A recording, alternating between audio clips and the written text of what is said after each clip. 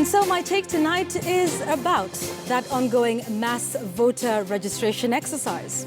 Over the last week or so, we've seen politicians crisscross the country in an attempt to rally their bases to register in number. And that is great. We've also heard calls by the IEBC itself for all Kenyans of voting age to pick up their ID cards and do the needful. That too is great. That is because the right of every Kenyan adult to choose his or her leaders is enshrined in the Constitution. But the reason I'm talking about this issue tonight is because some overzealous Kenyans are taking this need to register a bit too far. In Vihiga, for instance, an official of the county government put out a circular directing county officers not to serve anyone who has not registered to vote. Can you imagine that?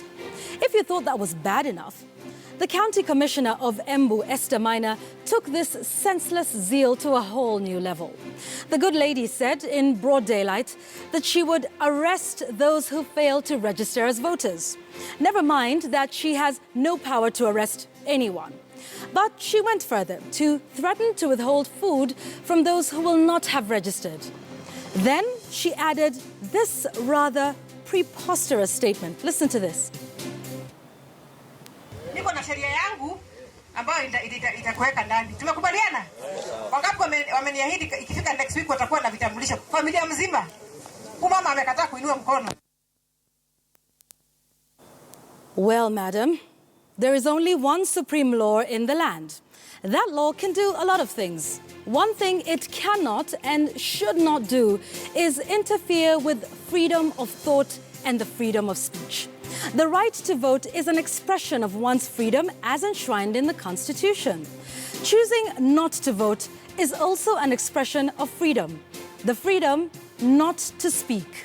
When we don't vote, we don't speak. And that is a message in itself. But this national madness has now gone to ridiculous levels. There are reports that in Migori, border operators will not carry anyone who cannot demonstrate that they are registered to vote.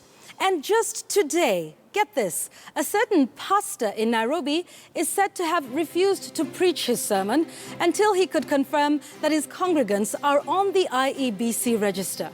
Lord have mercy. Ladies and gentlemen, let's pause for a minute. This is no way to deal with voter apathy. In fact, being a registered voter isn't the only yardstick to being a citizen of this country. We must ask ourselves why people don't vote. Could it be that they don't like any of the candidates, or the campaign issues, or indeed the political parties? Or perhaps even it is that they're simply disillusioned by the political process. That too, folks, is their right. And my message tonight is simple. If you can't convince them, live and let live, for that is democracy. And that tonight is my take. Thank you very much for your views tonight and always.